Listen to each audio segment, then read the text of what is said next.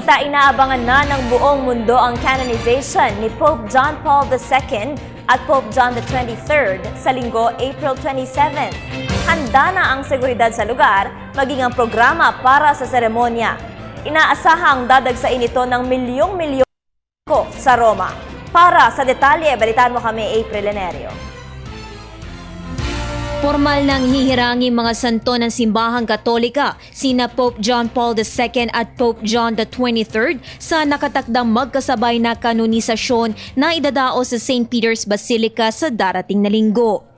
May espesyal na puwang sa puso ng mga Pinoy si Pope John Paul II matapos 2 ulit na bisitahin ang Pilipinas. Una noong 1981 at sumunod ng 1995 kung kailan nagkaroon ito ng interaksyon at naging inspirasyon ng mga kabataan mula sa idinaos na World Youth Day. Ang pagiging santo ni Pope John Paul II ang isa sa pinakamabilis na proseso sa kasaysayan ng simbahan. Inaprobahan ng kasalukuyang Santo Papa ang ikalawang milagrong iniugnay kay Blessed John Paul II nang gumaling ang isang Madreng Pranses na may sakit na Parkinson's disease. Ito ang nagbigay daan sa beatification ni John Paul II noong 2011. Kinakailangan bago maisama sa Canon of Saints ng Simbahang Katolika ang isang individual.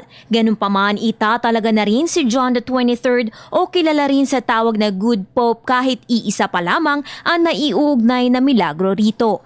Ayon sa Vatican, ini-wave na ito ni Pope Francis dahil sa malaking paghanga ng Santo Papa pagkat si John the 23rd ang naging daan umano para sa maraming reforma sa Simbahang Katolika.